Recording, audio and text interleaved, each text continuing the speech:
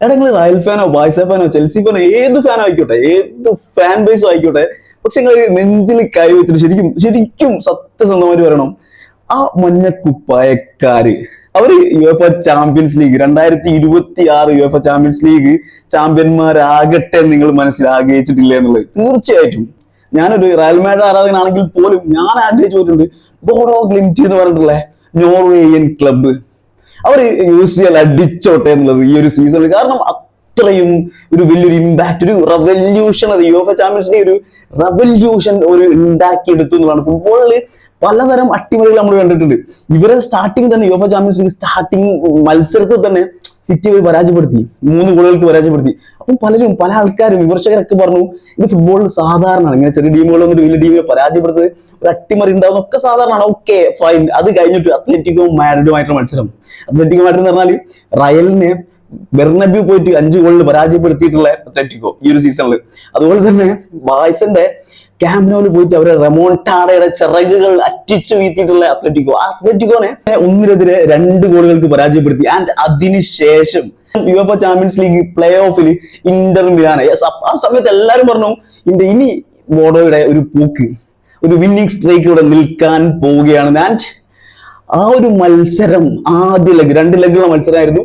ആദ്യ ലെഗിൽ ബോഡോ കാണിച്ചു കൊടുത്തു എന്താണ് അവര് എന്നുള്ളത്. കാരണം ഇതിനു മുമ്പ് ചാമ്പ്യൻസ് ലീഗ് വിജയിച്ചിട്ടുള്ള ടീമല്ല, ഒന്നും ചാമ്പ്യൻസ് ലീഗിന്റെ ഹിസ്റ്ററിയും കാര്യങ്ങളും ഒന്നും തന്നെ അവർക്ക് പറയാനില്ല.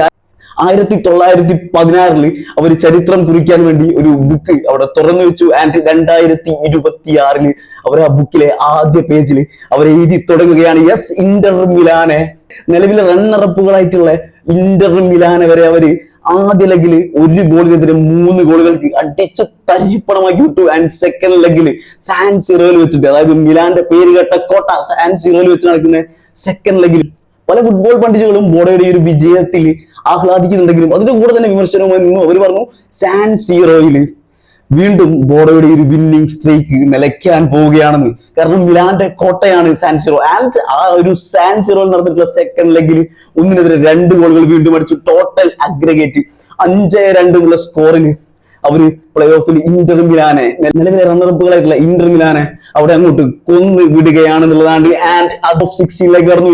റൗണ്ട് ഓഫ് 16 ഫസ്റ്റ് ലെഗ് ഇപ്പൊ കഴിഞ്ഞപ്പോൾ പോർച്ചുഗീസ് ക്ലബായിട്ടുള്ള സ്പോർട്ടിംഗ് ലിസ്ബനെ അവർ എതിരില്ലാത്ത 3 ഗോളുകൾക്ക് തകർത്തിട്ടു. അതായത് നമ്മളുടെയൊക്കെ ഫേവറേറ്റ് ആയിട്ടുള്ള UCL ഫേവറേറ്റ് ആയിട്ടുള്ള ടീമുകളൊക്കെ ബോഡോ ഗ്ലിംറ്റ് എന്ന് പറഞ്ഞ ടീം അടിപൊളിയായിട്ട് അവരുടെ അണ്ണാക്കിൽ അടിച്ച് അത് അന്നനാളത്തിലേക്ക് ഇറക്കി കൊടുത്തു എന്നുള്ളതാണ്.